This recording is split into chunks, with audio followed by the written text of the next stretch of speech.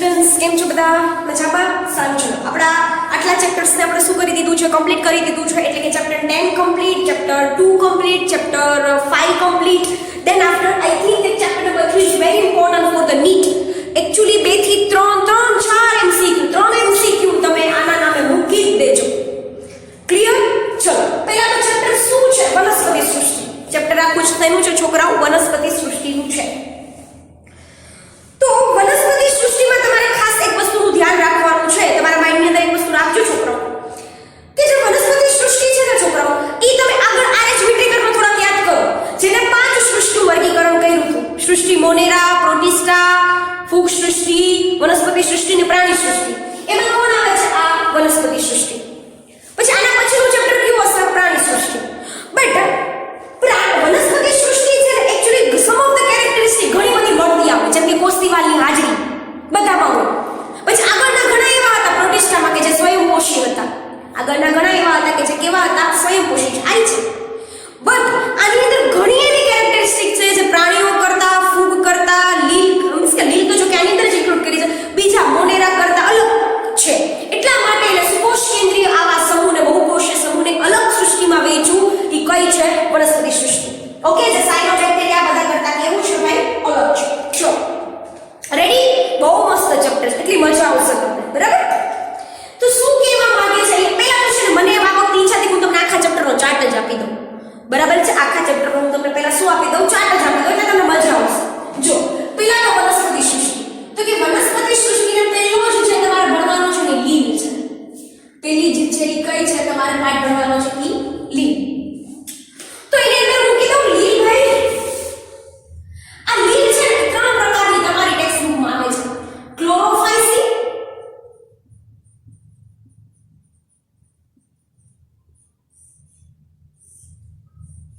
ફિઓફાઇસી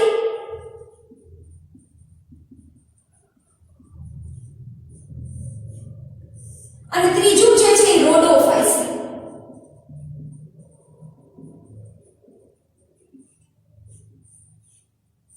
ત્રીજું કયું છે રોડોફાઇસી 3 પ્રકારની લીલ તમારે ડિટેલમાં એક પ્રશ્ન લીલના નામે મૂકી દેજો નીટમાં આવશે છે ફરીથી કહું છું એક પહેલો જ પ્રકાર પાડી દીધો લીલ તમારે 3 ડિટેલમાં આપી છે પહેલા તો લીલ છે ને એટલું બધું મોટું છે તો તમારે શું કરવાનું છે તમારો રોલ કહી દઉં તમને જેટલા સ્ટુડન્ટ છે મને એક વ્યક્તિનો ચાર્ટ જોશે વ્હાઇટ શીટ લ્યો આવડી બહુ મોટી લેવાની જરૂર નથી બહુ વધારે ખર્ચા ન કરાવો આવડી લ્યો એમાં આખો ચાર્ટ પહેલાથી ડ્રો કરી નાખો વચ્ચે વચ્ચે જગ્યા રાખો જ્યારે હું ક્લોરોફાઇસી ભણાવું ત્યારે તમારે ના જે મેઇન પોઈન્ટ આવતા હોય ક્લોરોફાઇસીમાં લખવાના પછી ફિઓફાઇસીના તમારે કીવર્ડ પકડીને જ મૂકવાના આખા સેન્ટેન્સ મૂકવાના જ નથી હું એમ લખી દાલિયા ક્લોરોફિલ એ બી હોય આ કથ્થાઈ રંગની છે આ બ્રાઉન રંગની છે આ લીલા રંગની છે આ રેડ રંગની છે તો તમારે ખાલી રેડ મૂકવાનું 3 પ્રકારની લીલની વાત કરી મેં ક્લોરોફાઇસી ફિઓફાઇસી અને રોડોફાઇસી ચલો ક્લિયર છોકરા ચલો હવે વાત કરે છે દ્વિઅંગી વનસ્પતિની કેની વાત કરે છે છોકરાઓ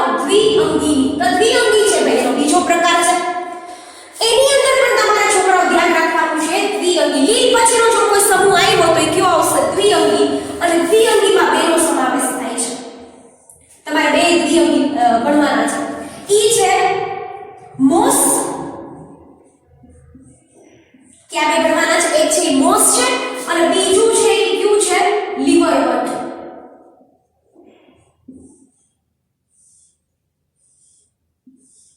લીવરવર્ટ અને મોસ આ બે પ્રકાર પડે છે કોના દ્વિઅંગીના બે પ્રકાર કોના પડે છે દ્વિઅંગીના ચલો ત્રીજી વાત કરીએ આપણે ત્રિઅંગી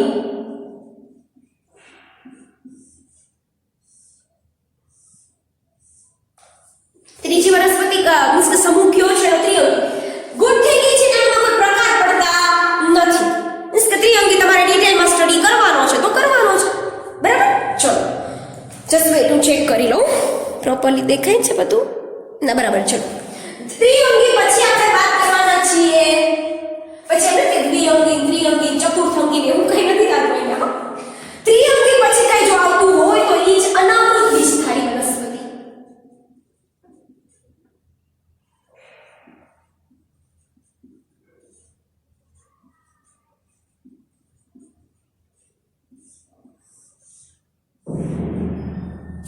કઈ છે ઈ અનાવૃત બીજ બીજધારી વનસ્પતિ. ભૂલતા નહીં આ વસ્તુ.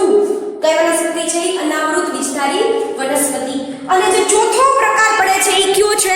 આવૃત બીજધારી વનસ્પતિનો. ચોથો પ્રકાર પડે છે એ કયો છે? આવૃત બીજધારી વનસ્પતિનો.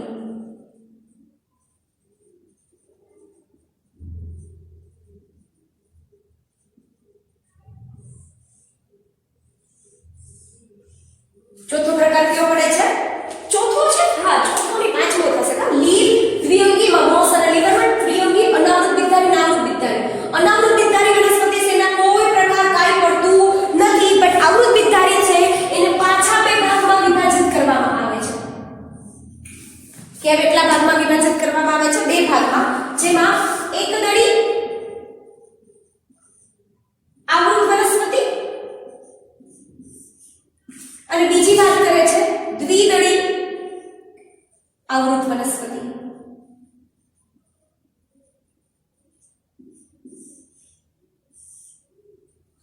એક દળી આવૃત અને દ્વિદળી આવૃત વનસ્પતિ, આ બે પ્રકાર પડે છે. બરાબર? કોના છે આ બંને પ્રકાર? આવૃત બીજધારી વનસ્પતિના. આ તમારું ચેપ્ટર છે આખું. એક્ચ્યુઅલી હજી એક પોઈન્ટ આવશે ચેપ્ટર, જો તમારે ચાર્ટ જ ભણવું હોય તો તમે લોકો શું કરજો ખબર? અહીંયાથી તમારે સીધું લાઈનમાં જ મૂકજો અને એક આવશે જીવન ચક્ર.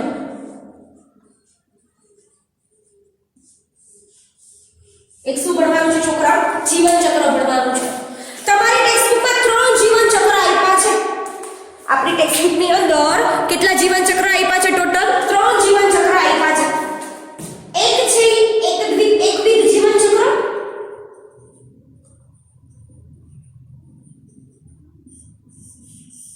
બીજું છે દ્વિવિધ જીવન ચક્ર,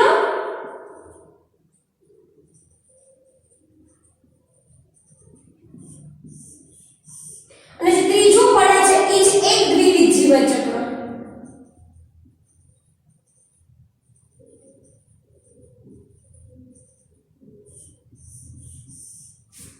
આવા ટોટલ કેટલા પ્રકાર પડે છે? 3 પ્રકારના જીવન ચક્ર તમારે આપણી ટેક્સ્ટબુકની અંદર સ્ટડી કરવાના છે. 3 આવે છે. આ તમારે સીધું લાઈનમાં લખવાનું છે. આ તમારું ચેપ્ટર છે. આ શું છે? આપણું આખું ચેપ્ટર છે. ઈઝી ચેપ્ટર, મજા આવશે તમને ભણવાની. અને વ્યવસ્થિત રીતે બધી ફિગર ડ્રો કરવાની છે. બધી વસ્તુ તમને ફિગર સાથે સમજાવીશ. ફિગર વગર કાંઈ નહીં સમજાવો. ઓકે, ચલો. તો હવે છોકરા સમજો, તમને અહીંયાથી ચાલુ કરી દીધું કે પહેલાની જે વર્ગીકરણ પદ્ધતિ હતી, ખાસ કરીને વનસ્પતિના વર્ગીકરણની પદ્ધતિ, તો એ પ્રકૃતિ ઉપર ડિપેન્ડ કરતી હતી, એ રંગ ઉપર આધાર રાખતી હતી, પળની સંખ્યા ઉપર આધાર રાખતી હતી, પળના આકાર ઉપર આધાર રાખતી હતી. આવી ખાલી બાબતો ઉપર જ આધાર રાખતી હતી. આવું જ જોતા હતા કે પળ આ છે આ જોઈ લ્યો, આ છે આ જોઈ લ્યો. સમજાય છે? આવું એટલે કે માત્ર બાહ્યાકાર લક્ષણો ધ્યાનમાં લઈને જ વર્ગીકરણ કરવામાં આવ્યું. વર્ગીકરણ જે કરવામાં આવ્યું એ માત્ર કેવા લક્ષણો ધ્યાનમાં રાખીને કરવામાં આવ્યું? માત્ર બાહ્યાકાર લક્ષણોને ધ્યાનમાં રાખીને જ શું કરવામાં આવ્યું? વર્ગીકરણ કરવામાં આવ્યું. ક્લિયર? ચલો.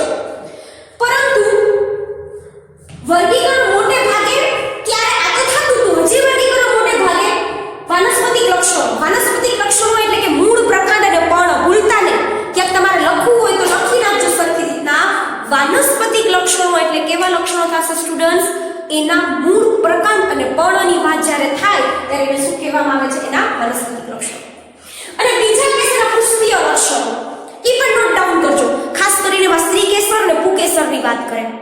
પુષ્પીય લક્ષણોની કેની અંદર વાત કરે છે? એના પુષ્પનો રંગ તો ઠીક છે, એ બધી તો બાબતો વર્ગીકરણ ઉપર આધારિત હતી જ, પરંતુ એના મૂળ, પ્રકાંડ અને પર્ણ અને પુષ્પીય લક્ષણોની જ્યારે વાત કરે ત્યારે એમાં કોનો સમાવેશ થાય છે? ખાસ કરીને યાદ રાખજો, તેના પુકેસર અને સ્ત્રીકેસરનો સમાવેશ થાય છે. તો કોઈ પણ પ્રકારની આડામૂડી વાત કર્યા વગર તમે લોકો જો એક તો ચાર્ટ ડ્રો કરો છો, પછી આ થોડી આગળની કથા તમને કરે છે ઈ કરો છો, પણ ડાયરેક્ટ તમે કૃત્રિમ પદ્ધતિમાં વહી જાઓ. કૃત્રિમ વર્ગીકરણ પદ્ધતિ. ડાયરેક્ટ આપણે કેમાં પહોંચી ગયા? કૃત્રિમ વર્ગીકરણ પદ્ધતિની અંદર. કૃત્રિમ વર્ગીકરણ પદ્ધતિ છે ને ભાઈ બહુ સહેલી છે. પહેલા તો તમને કહ્યું, તમને MCQ માં બધી વર્ગીકરણ પદ્ધતિઓ પૂછાશે. તમને MCQ ની અંદર આ બધી વર્ગીકરણ પદ્ધતિઓ પૂછાઈ શકે. બરાબર? એમાં ખાસ તમારે જોવાનું છે કૃત્રિમ પદ્ધતિ. તો આ પદ્ધતિ આપી હતી કોણે? આ પદ્ધતિ તમને કોણે આપી હતી? તો કે આ પદ્ધતિ લિનિયસ દ્વારા આપવામાં આવી હતી. સમજાય છે? આ પદ્ધતિ કોના દ્વારા આપવામાં આવી હતી છોકરાઓ? લિનિયસ દ્વારા પદ્ધતિ આપવામાં આવી હતી. એટલે થોડીક નોંધ ડાઉન કરજો. પણ તે ખૂબ જ ઓછા લક્ષણો ધ્યાનમાં રાખીને વર્ગીકરણ કર્યું હતું. એટલે હું કે 5 લક્ષણો જ લીધા. રંગ લીધો, પર્ણનો આકાર લીધો, આવા 5 લક્ષણો, કોઈ પણ કેરેક્ટરિસ્ટિક તમે ધારી લો. એટલે ઓછા લક્ષણો હોય, બરાબર, તો નજીકના સંબંધ ધરાવતા વ્યક્તિ હોય એમાંય તમને અલગતા દેખાય. તમે માનો કે 50 લક્ષણો લીધા, 50 અલગ અલગ સજીવો લીધા, પછી તમે એમ કે જો 50 માંથી 40 આને મળતા આવે છે. હવે તમે 5 જ કેરેક્ટરિસ્ટિક ખાલી લ્યો, બરાબર, અને તમે સજીવોનું વર્ગીકરણ 5 કેરેક્ટરિસ્ટિકના આધારે કરો, 5 જ લક્ષણોના આધારે કરો, તો તમને નજીકના સજીવો હોય એની વચ્ચે શું જોવા મળે? અલગતા જોવા મળે. સમજાય છે? તમે 2 ભાઈ બહેન કે 3 ભાઈ બહેન હોય, ઘરમાં રહેતા હોય, તમે ખાલી એમ કે જો આનો વાળનો રંગ માટે મોટું કુટુંબ હોય કે વાળનો રંગ આ છે તો આપણે આ વાળનો રંગ આ, વાળનો રંગ ના જોવો, બીજું બધું જોવો, બીજા કેરેક્ટરિસ્ટિક વધારે કેરેક્ટરિસ્ટિક લ્યો, તો તમારું ગ્રુપ કેવું થશે? મોટું. અહીંયા એવું કે છે કે નજીકના સંબંધ ધરાવતા હતા ને એવા સજીવોને પણ શું કરવામાં હતા? અલગ કરવામાં આવ્યા. કે લક્ષણો કેટલા ધ્યાનમાં લીધા હતા? એને ઓછા ધ્યાનમાં લીધા હતા. આ ઉપરાંત જે એને મિસ્ટેક કરી હતી, એને વાનસ્પતિક, અલિંગી અને લિંગી પ્રજનનને સરખું મહત્વ આપ્યું. ઈ હું અહીંયા ઉપર લખું છું.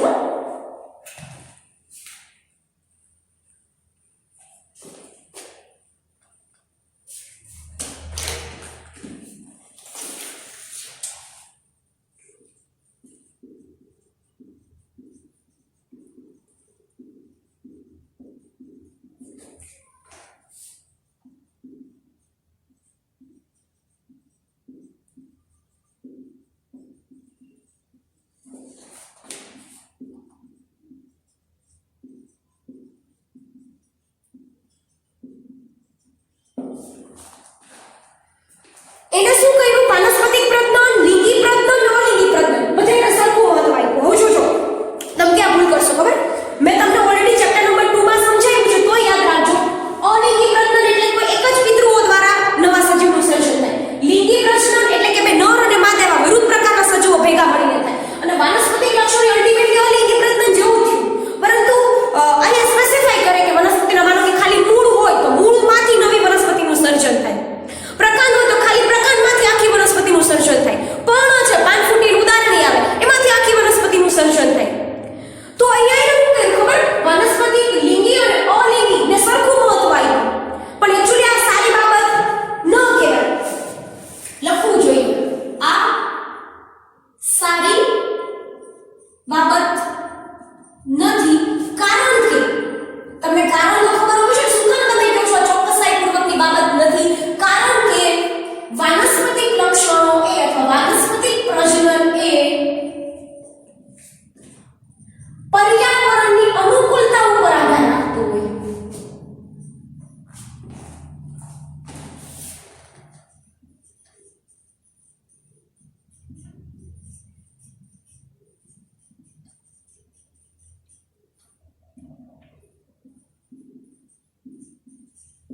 શું કીધું મેં? તે પર્યાવરણની અનુકૂળતા પર. કેમ? ચલો, ભેજવાળી જમીન છે, પછી આજુબાજુનું વાતાવરણ બરાબર છે, તો વાનસ્પતિક પ્રજનન થઈ જશે સીધી રીતના, બરાબર. પણ જો પ્રોપરલી તમારે તેના આધારે તમે કેમ કહી શકો કે આ સજીવને મારે આમાં મૂકવો છે કે આમાં મૂકવો છે? આવું સારી બાબત કહેવાય નહીં, બરાબર. એના ઉપરથી યાદ રાખજો. તો તમે થોડું મગજમાં ઘૂસડીને રાખજો આ બાબતને. શું વાત કરે છે? કૃત્રિમ પદ્ધતિ. પહેલી વર્ગીકરણ પદ્ધતિ કઈ આપી? કૃત્રિમ પદ્ધતિ. આ પદ્ધતિની અંદર તમારે થોડું ફોકસ કરવું પડશે કે આ પદ્ધતિની અંદર વાત કરે છે કે તેને લિનિયર સાઇટથી ઓછા લક્ષણો ધ્યાનમાં લીધા, જેથી કરીને નજીકના સંબંધ ધરાવતા હતા એ વ્યક્તિ વચ્ચે પણ તફાવત જોવા મળ્યો. આ ઉપરાંત તેને વાનસ્પતિક, લિંગી અને અલિંગી બધા પ્રકારના પ્રજનનને સરખું મહત્વ આપ્યું, બરાબર. જે સરખી સારી બાબત નથી, ચોકસાઈપૂર્વકની બાબત કહેવાય નહીં. કારણ હોય કેમ કે વાનસ્પતિક પ્રજનન એ પર્યાવરણની અનુકૂળતા ઉપર આધારિત રાખતું હોય. વાનસ્પતિક પ્રજનન છે કોની ઉપર આધારિત રાખતું હોય? પર્યાવરણની અનુકૂળતા ઉપર આધારિત રાખતું હોય. Clear students? કે આમાં કોઈને કઈ ડાઉટ છે? નથી ને ભાઈ? સારું, ચલો. તો નેક્સ્ટ વર્ગીકરણ પદ્ધતિ કઈ આવશે? નૈસર્ગિક વર્ગીકરણ પદ્ધતિ. આપણી જે બીજી વર્ગીકરણ પદ્ધતિ છે એ કઈ છે? નૈસર્ગિક વર્ગીકરણ પદ્ધતિ. આ વર્ગીકરણ પદ્ધતિમાં સજીવો વચ્ચે તેના પ્રાકૃતિક સંબંધો ઉપર આધારિત રાખે છે, માત્ર તેના બાહ્ય લક્ષણો ઉપર ધ્યાન દેવામાં આવતું નથી. ક્લિયર? ચલો.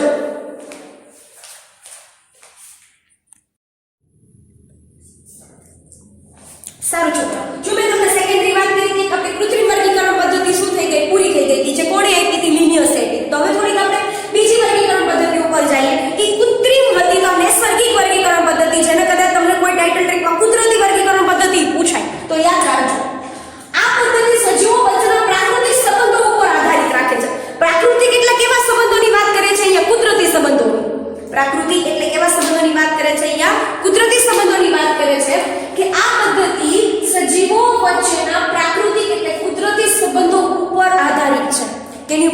છે? કુદરતી સંબંધો ઉપર આધારિત છે. ક્લિયર? ચલો, એટલે કે બે સજીવો વચ્ચે કુદરતી સંબંધો ક્યાં છે, પ્રાકૃતિક સંબંધો ક્યાં છે, એની ઉપર શું થાય છે? આધાર રાખે છે. જેમાં માત્ર બાહ્યાકાર લક્ષણો જ નહીં, આ વર્ડ ઉપર ફોકસ કરજો. આ મોસ્ટ આઈએમપી છે, તમને ખબર છે, તમને ખબર છે, કોઈ બહુ એમ ના કહો આ બહુ આઈએમપી છે, પણ આ તમને એમસીક્યુ માં પૂછાશે કે નૈસર્ગિક વર્ગીકરણ પદ્ધતિ છે જે સજીવો વચ્ચેના પ્રાકૃતિક સંબંધો વચ્ચેનો વર્ગીકરણ પદ્ધતિ છે. આ ઉપરાંત વાત કરે છે કે તે માત્ર બાહ્ય લક્ષણોને જ નહીં પરંતુ બીજા કયા કયા લક્ષણોને ધ્યાનમાં રાખે છે. તો જો તમને અહીંયા વાત કરે છે સૂક્ષ્મ સંરચના, એટલે કે ઈ જે તે સજીવ છે એની અંદરની સ્ટ્રક્ચર કેવું છે, પેશી કેવી છે એની પાસે, કોષો કેવા છે એની પાસે. તો પહેલી વાત કરે છે સૂક્ષ્મ સંરચનાની. પહેલી વાત કઈ કરે છે છોકરાઓ? સૂક્ષ્મ સંરચના. જોજો અંતઃસંરચના, આ બે રિલેટેડ વસ્તુ છે. સૂક્ષ્મ સંરચના એટલે મોલેક્યુલર લેવલની વાત કરતા હોય, અંતઃસંરચના એટલે કે ઈ કોષીય લેવલની વાત કરતા હોય. પછી ભ્રૂણ વિદ્યા મેં તમને શીખવાડ્યું હતું ચેપ્ટર નંબર, હા ઈ તો મારે તમને ડિટેલમાં ક્યાં શીખવાડવાનું છે. તો ભ્રૂણ વિદ્યામાં શું આવશે છોકરાઓ? ફલિતાંડ બને. ફલિતાંડ બનાવતા મેં તમને 8મા ચેપ્ટર તો તમારે આયલું નથી પાછું, એટલે ફલિતાંડ તો તમને ખ્યાલ આવશે. હાલો નામ તો કે શુક્રકોષ અને અંડકોષના જોડાવાથી, હું આ માનવની વાત કરું છું, હું અહીંયા જે વાત કરું છું એ કોની વાત કરું છું? માનવની વાત કરું છું. એટલે માટે કહું છું કે શુક્રકોષ અને અંડકોષ જ્યારે જોડાય અને જે ફલન થઈને ફલિતાંડ બને, એ ફલિતાંડ આગળ જઈને ભ્રૂણમાં ફેરવાય. એ ફલિતાંડ આગળ જઈને શેમાં ફેરવાય છે? ભ્રૂણમાં ફેરવાય છે. તો એટલા માટે તમને કહેવામાં આવે છે શું? એના માટે તેની સ્ટડી ઓફ ધ એમ્બ્રિયો, એ ભ્રૂણ વિદ્યા એટલે કે ભ્રૂણ વિદ્યા ઉપર પણ આધાર રાખે છે. વનસ્પતિ રસાયણકીય જેવા લક્ષણોને પણ ધ્યાનમાં રાખે છે. એટલે કે વનસ્પતિ રસાયણ વિદ્યા એટલે શું કે ઘણી બધી વનસ્પતિ છે ઘણા બધા કેમિકલ સિક્રેટ કરતી, જો કે આપણે એની વાત પાછળ કરવાના છીએ બીજી વર્ગીકરણ પદ્ધતિમાં. તો જેવા લક્ષણોને પણ ધ્યાનમાં લીધા, એટલે કે વનસ્પતિ છે કેટલા લક્ષણો ધ્યાનમાં લીધા? ચારે ચાર તમને મોઢે આવડતા હોવા જોઈએ. ચારે ચાર લક્ષણો તમને એક્ઝેક્ટલી નીટ ક્લીન ક્લિયર મોઢે આવડતા હોવા જોઈએ. શું કે છે? સૂક્ષ્મ સંરચના, અંતઃસંરચના, એની ભ્રૂણ વિદ્યા અને વનસ્પતિના રસાયણકીય વિદ્યા. શું? વનસ્પતિના રસાયણકીય વિદ્યા જેવા લક્ષણોને શું કર્યા? ધ્યાનમાં લીધા. એવા લક્ષણોને શું કર્યું તો છોકરાઓ? ધ્યાનમાં લીધા. સપુષ્પી વનસ્પતિ માટે જ્યોર્જ, ઓકે, આ વાત અહીંયા કમ્પ્લીટ થાય છે. પછી બીજા બે વૈજ્ઞાનિકોની એન્ટ્રી પડે છે. આ બહુ ઇમ્પોર્ટન્ટ છે. આ પણ એટલું જ આઈએમપી, આ પણ એટલું જ આઈએમપી. જ્યોર્જ, તમને બે વૈજ્ઞાનિકોની મેં વાત કરી હતી ને કે બે વૈજ્ઞાનિકો ઇન્વોલ્વ થયા હોય, બરાબર? તો એની અંદર વાત કરે છે જ્યોર્જ બેન્થામ. કોની વાત કરે છે સ્ટુડન્ટ્સ? પહેલા વાત કરે છે તમને જ્યોર્જ બેન્થામ અને જોસેફ ડાલ્ટન હુકર. એક્ચ્યુઅલી શોર્ટમાં તમે એમસીક્યુ માં તો શોર્ટમાં નામ આવશે બેન્થામ અને હુકર. શોર્ટમાં શું નામ આવશે? બેન્થામ અને હુકર. તો અહીંયા સપુષ્પી વનસ્પતિ માટે બે વૈજ્ઞાનિકની વાત કરે છે જ્યોર્જ બેન્થામ અને જોસેફ ડાલ્ટન હુકર. બેન્થામ અને હુકર દ્વારા જે પદ્ધતિ આપવામાં આવી હતી એને શું કીધું હતું? એને બેન્થામ અને હુકરની પદ્ધતિ. કઈ પદ્ધતિ કીધી? એને બેન્થામ અને હુકર દ્વારા આપવામાં આવેલી પદ્ધતિ. એમાં એને કોનું વર્ગીકરણ કર્યું? સમજો, તમને પૂછશે સપુષ્પી વનસ્પતિ. એને જે વાત કરી એની વાત કરી હતી સપુષ્પી વનસ્પતિ. તો બેન્થામ અને હુકર દ્વારા પણ એક વર્ગીકરણ પદ્ધતિ રજૂ કરવામાં આવી જે ખાસ કરીને કોને રિલેટેડ છે? સપુષ્પી વનસ્પતિને રિલેટેડ છે. કોને રિલેટેડ છે છોકરાઓ? સપુષ્પી વનસ્પતિને રિલેટેડ છે. ક્લિયર? ખાસ કરીને પણ તમે આ વિદ્યાની અંદર ઇન્ટરનલી થોડાક ડેપ્થમાં જાશો તો તમને કહેવામાં આવે કે સપુષ્પીમાં વજ્રપત્ર કેટલા છે, દલપત્ર કેટલા છે, કેવા હોય, પુકેસર ક્યાં હોય, શ્રીકેસર ક્યાં હોય, કેટલાની સંખ્યામાં. ઈચ એન્ડ એવરી સ્ટડી છે ને ખાસ કરીને બેન્થામ અને હુકરે બહુ મહત્વનું કામ કર્યું છે. બરાબર? ચલો, જે લોકોને કે બોટનીમાં ઇન્ટરેસ્ટ હોય, બોટની એટલે કે શું થાય? આ આપણે ભણીએ છીએ વનસ્પતિ વાળા ચેપ્ટર્સ, તો એ લોકો માટે તો કોઈ મહાન વ્યક્તિ, દેવતા સમાન છે આ બેન્થામ અને હુકર. ખાસ કરીને જો ક્લાસિફિકેશન એટલે કે વર્ગીકરણની વાત આવે તો ખાસ. ચલો, હવે તમને બે વર્ગીકરણ પદ્ધતિ, એક્ચ્યુઅલી અમને ત્રણ કહેવાની. એક તો કૃત્રિમ વર્ગીકરણ પદ્ધતિ, બીજી વર્ગીકરણ પદ્ધતિ નૈસર્ગિક વર્ગીકરણ પદ્ધતિ, ત્રીજી સપુષ્પી વનસ્પતિ માટેની વર્ગીકરણ પદ્ધતિ જેમાં કોઈ નામ નથી આપતા, અને ત્રીજી વાત કરી છે જાતિ વિકાસીય વર્ગીકરણ પદ્ધતિ. બરાબર છે? એક્ચ્યુઅલી આને તમે આની સાથે કોરિલેટ કરી શકો, કઈ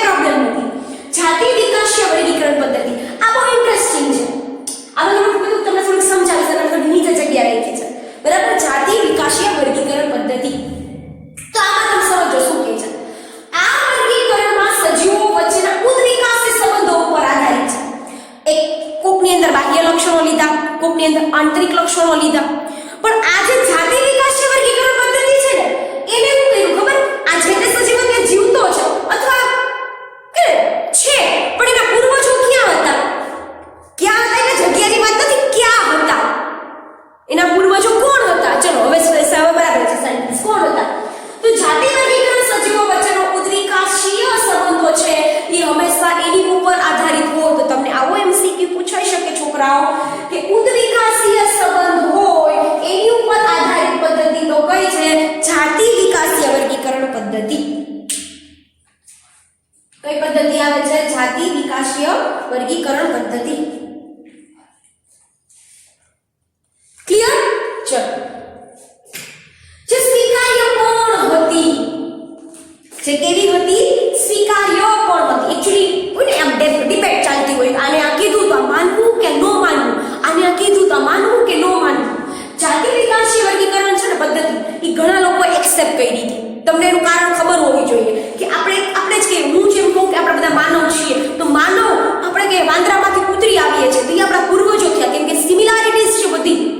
તમે લોકો જ્યારે 10મું ચેપ્ટર 7મું ચેપ્ટર છે તમારું 12th સાયન્સ અંદર ઉદ્વિકાસ આખું ઇવોલ્યુશન જેમાં માનવ ઉત્ક્રાંતિ બતાવે છે, ત્યારે બહુ સમજવા જેવી બાબત છે અહીંયા. બરાબર? તો ઉદ્વિકાસીય સંબંધો ઉપર આધારિત છે, જે સ્વીકાર્ય કોણ હતા અને જેના ઉપરથી ધારણા એ બંધાણી કે એક સરખા વર્ગમાં એકચ્યુઅલી જાતિ વિકાસીય સંબંધો કોની પર આધારિત? ઉદ્વિકાસ ઉપર. જે માન્યું હતું અને એના ઉપરથી કન્સ્ટ્રક્શન્સ કરવામાં આવ્યું હતું કે એક જ વર્ગમાં જે આવેલા હોય, તમને બધાને હવે ચેપ્ટર નંબર 1 પછી વર્ગ ખબર હોવી જોઈએ. તમારે તો ચેપ્ટર નંબર 1 એ નથી ચાલ્યું કા, પણ વર્ગ તમારા મગજમાં ક્લિયર રાખજો કે જે અહીંયા વાત કરે છે વર્ગ, તો એક જ સરખા વર્ગમાં સમાવિષ્ટ સજીવોના પૂર્વજો એક જ હતા. હું એમ કહું કે આ છે અને અંદર મારા પાસે 4 આ એક વર્ગ છે, આ આખું વર્ગ.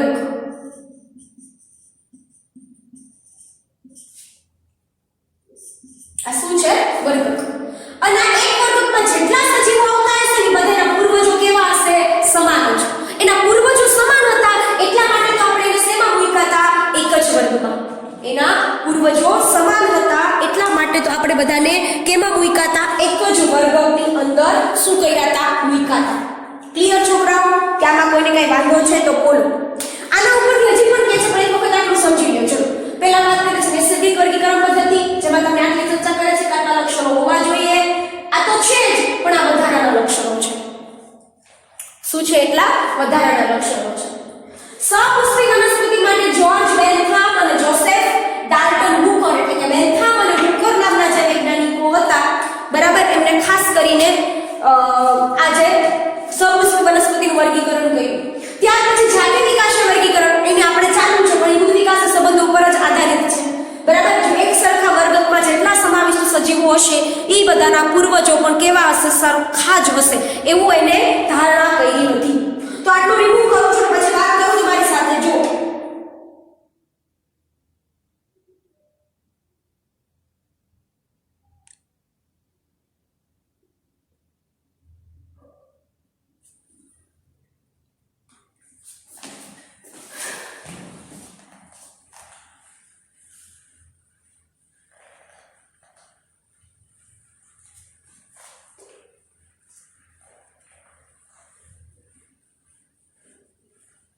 જો અત્યારની જે વર્ગીકરણ પદ્ધતિ છે એના માટે તમને વાત કરે છે કે અત્યારની જે વર્ગીકરણ પદ્ધતિ છે એના માટે તમે લખી લો.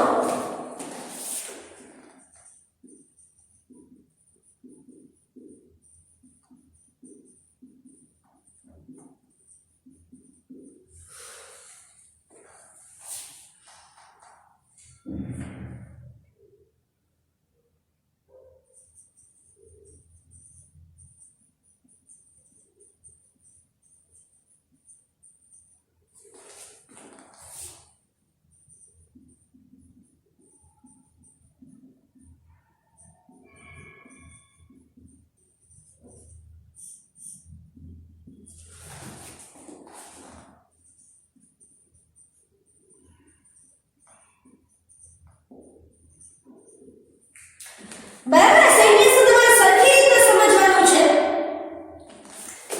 પહેલા આખું સેન્ટેન્સ લખી દો.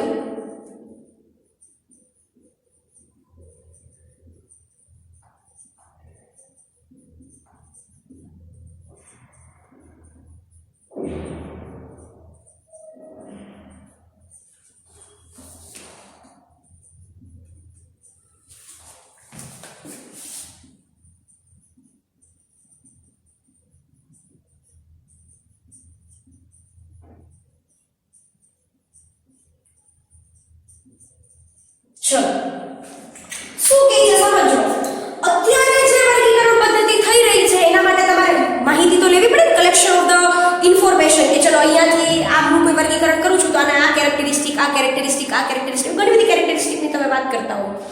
તો શું કહે છે અત્યારે એટલે કે હાલના તબક્કાની વાત, હાલ એટલે એ જ્યારે વર્ગીકરણ કરતા હતા ત્યારની વાત કરે છે. અત્યારે વર્ગીકરણ માટે જરૂરી માહિતી છે એને પ્રાપ્ત કરવાના ઘણા બધા સોર્સિસ છે. એને પ્રાપ્ત કરવા માટેના શું છે, ઘણા બધા સોર્સિસ છે. એટલે કે ઘણી બધી જગ્યાએથી કોઈ એક જ વસ્તુ, કોઈ પર્ટિક્યુલર વસ્તુ, કોઈ ચોક્કસ વસ્તુને ધ્યાનમાં રાખીને શું કરી શકાય છે, વર્ગીકરણ કરી શકાય છે, એની ઇન્ફોર્મેશન કલેક્ટ કરી શકાય છે.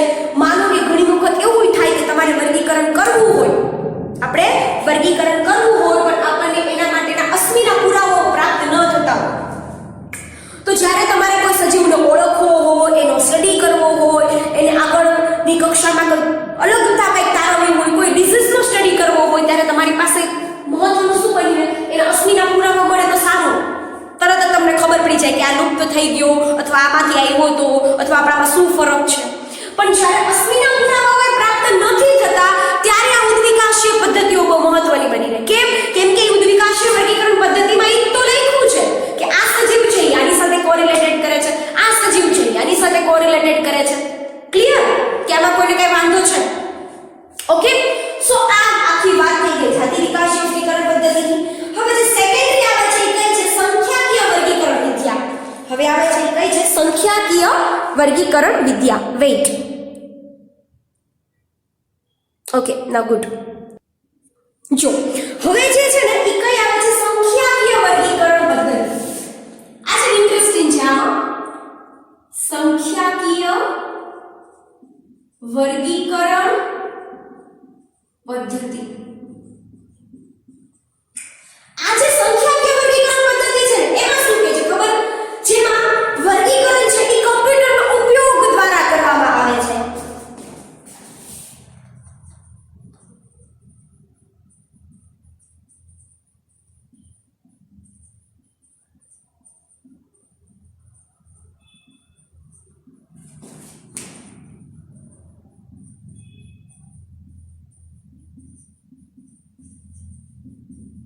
કોનો ઉપયોગ કરવામાં આવે છે, કમ્પ્યુટરનો ઉપયોગ કરવામાં આવે છે. એટલે કે છે કે કમ્પ્યુટરનો ઉપયોગ કરીને આપણે સરળતાથી માહિતીને શું કરી શકીએ છીએ, પ્રાપ્ત કરી શકીએ છીએ.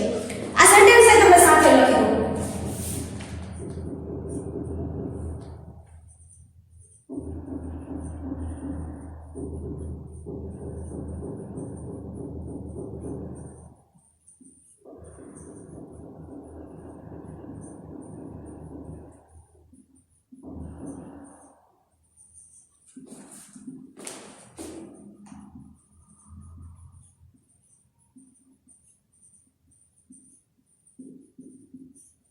બરાબર, અહીંયા એક વસ્તુ યાદ રાખજો, સંખ્યાકીય વર્ગીકરણ પદ્ધતિ છે બહુ સરસ છે. કેમ ખબર, એમાં તમારે મલ્ટીપલ લક્ષણો તમે લીધા, 50 લક્ષણો લીધા, પછી 100 જેટલી વનસ્પતિ લીધી. હવે આ 100 વનસ્પતિની અંદર આ 50 લક્ષણો મળે છે કે નથી મળતા?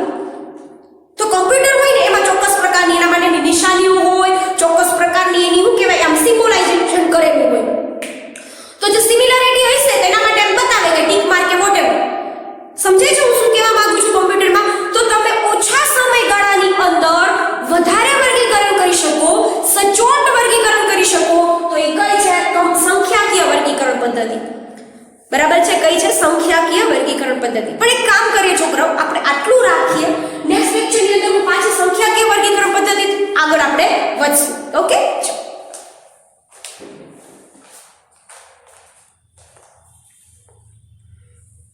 તમારે આ બંને સેન્ટેન્સ તો લખવાના છે, એટલું યાદ રાખજો.